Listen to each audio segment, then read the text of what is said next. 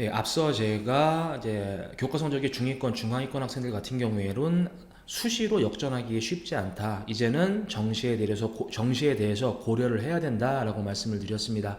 자, 그런데 정시를 도전을 할까라고 했을 때에 아이들 표현들에 따르면 그냥 쫄립니다. 그죠? 정시는 쫄려요. 그럼 왜 정시가 쫄리느냐라고 이유를 놓고 보면요. 수능 성적에 있어서 강남 등 교육 특고 학생과 재수생들과 비교했을 때 그들에 비해서 성적이 안 좋을 것 같다라는 두려움 때문에 그렇거든요. 근데 하나씩 한번 살펴보자고요. 강남 등 교육 특고의 학생들, 제가 아무리 판단하더라도 일반적으로 판단했을 때 수능 성적이 파주에 있는 일반 고등학교 학생보다는 잘 나올 것 같습니다. 저도 인정해요. 그런데요, 그 학생들이 과연 수능 성적만 더 좋을까요?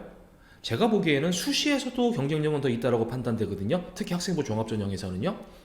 따라서 강남 등 교육 특고 학생들에 대한 걱정은 머리 뒤로 넘기는 게 나을 것 같습니다. 그 학생들은 수시든 정시든 강할 테니까요. 자, 그럼 남아있는 거는 재수생입니다. 재수생에 대해서 제가 얘기를 할 때 꼭 드리고 싶은 말씀은 그 두 가지예요. 첫 번째, 안에서 새는 바가지 바깥에도 샌다라는 옛말 있잖아요. 현역 때 샜던 바가지는요, 재수할 때도 셉니다. 두 번째, 그러한 이유로요, 보통의 학생들이 재수를 결심할 때 어떤 얘기를 하냐면 재수의 1차 목표는 성적을 올리는 것이 아니라 현역 때 받았던 성적을 다시 한번 받는 것이 재수의 1차 목표다라고 얘기를 해요. 즉 재수하면서 성적 올리기 쉽지 않다라는 거거든요. 자, 그럼 왜 그런 일이 벌어지느냐?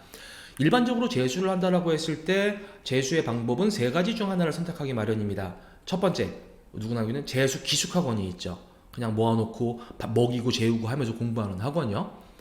폐쇄된 환경 속에서 이른바 스파르타식으로 공부를 시키기 때문에 본인이 하겠다는 의지만 가지고 선택을 한다면 성적이 올라갈 확률은 매우 높아요. 하지만 결정적인 단점이 있습니다. 뭐냐? 경제적 비용이 만만치 않습니다. 재수 기숙학원의 한 달 수강료요, 이것저것 합쳐가지고 300만 원대 중반, 350만 원에서 왔다 갔다 해요. 일반 가정에서 350만 원 정도 되는 학원 비용 감당하기 쉽지 않습니다. 따라서 재수 기숙학원을 선택하는 학생은 많지가 않아요. 자, 두 번째 선택은 뭐냐면은 이른바 일산에 있는 청솔학원, 메가스터디 학원 같은 통학하는 재수 종합학원을 선택하는 경우에요.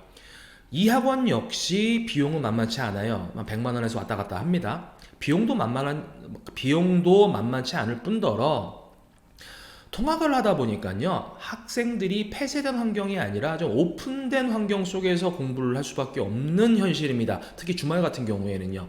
그러다 보니까요, 그렇게 기대한 것만큼 성적이 오르지 않는 경우들이 많아요. 마지막 세 번째는 이제 이것도 아니고 저것도 아닌 경우에는 남은 거 하나밖에 없겠죠. 독학으로 공부하는 경우요. 제가 보기에는 독학으로 재수하는 숫자가 가장 많지 않을까라는 생각이 들거든요.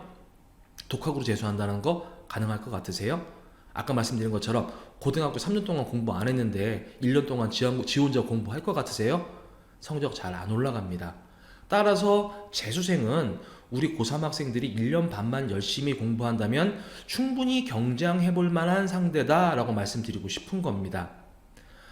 제가 보기에는요, 자, 우리 지금 성적이 중위권, 중하위권인 학생들의 수능 목표가 몇 등급이세요? 1등급 목표로 하세요? 1등급 쉽지 않아요. 불가능에 가까울 거예요. 아까 말씀드렸듯이 왜 불가능에 가까우냐? 여러분들이 1년 반 동안 공부할 때, 우리 아이들이 1년 반 동안 공부할 때 현재 1, 2등급 아이들 노는 거 아니거든요. 따라서 1등급은 굉장히 굉장히 쉽지 않은 목표가 될 수가 있습니다. 하지만 1등급을 받자라는 게 아닙니다. 제가 말씀드린 건 우리 학생들이 4등급만 받지 말자입니다.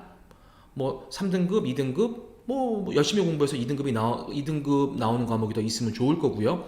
최소 3등급만 받아준다라고 한다면 정시에서 충분히 서울권 대학 경쟁력을 가지고 한번 승부해 볼 만하거든요. 사실 3등급을 받는다라는 거 그렇게 어렵지 않아요. 과거에 제가 정시 비율이 40% 정도 됐을 때, 그때가 2011학년도, 2012학년도 요때쯤이었었어요. 자랑 같습니다만 그 당시 재원생의 한 80% 정도를 서울에 있는 30개 대학교에 다 합격을 시켰습니다. 그럼 재원생의 80%를 그 30권 대학에 합격을 시키면서 그 학생들이 합격한 전형의 유형, 즉 수시냐 정시냐라고 놓고 봤을 때 그 80% 중에 60% 가까이 정시로 합격을 했습니다. 거짓말 같으시다고요? 진짜예요. 제가 이런 걸로 뭐 사기칠 일은 없잖아요. 그럼 그 학생들이 한낱 파주에서 수능 공부를 했는데도 불구하고 그렇게 많은 비율로 정시에 합격했던 이유가 뭐냐? 딱 두 가지였습니다. 첫 번째, 아까 말씀드렸던 1등급이 목표가 아니었어요. 4등급 받지 말자, 포기하지만 않으면 된다 라는 생각을 갖고 있었거든요. 두 번째, 방금 말씀드렸죠? 지금의 성적보다 중요한 건 1년 반 동안 다시 해보겠다라는 의지가 중요했습니다. 자, 3등급이요? 3등급은 학업 능력, 즉 암기력, 이해력, 기타 등등 이거보다 더 중요한 거는요, 본인이 하겠다는 의지에 따라서 3등급 이상이 나오냐 안 나오냐가 결정이 돼요. 자, 우리 아이들 지금 2학년 1학기까지 3개 학기 동안 좀 자포자기하는 심정이었잖아요. 제가 말씀드리고 싶은 거는요, 자포자기하는 심정 지금 끊고 남아있는 1년 반 동안 다시 하겠다라는 의지를 가지고 4등급만 받지 말자라는 생각으로 열심히 매진한다면은 저는 3등급, 잘하면 2등급 절대로 불가능하지 않은 숫자라는 겁니다. 그리고 절대로 불가능하지 않다라는 것은 제가 2011학년도, 2012학년도 정시 비율이 40% 됐던 그 시절에 입증을 했던 사실이라는 거고요. 그리고 이 얘기를 하고 싶어서 이렇게 온라인 정시대비반 개강 설명회를 진행하게 된 거였습니다. 고2 정시대비반 개강은요, 최초 8월 31일 개강이 목표였습니다. 그런데 많은 학부모님들이 아시다시피 현재 코로나 확진자가 계속 증가세에 있어서 8월 31일 개강은 불가능할 수도 있겠다라는 생각이 듭니다. 일주일 동안 더 지켜보고 만약에 확진자 감소가 되지 않는다라고 한다면 고2 정시대비반은 일주일 연기해서 9월 7일날 개강을 할 예정이고요. 일주일 동안 만약에 감소한다라고 한다면 정상적으로 8월 31일 개강을 할 예정입니다.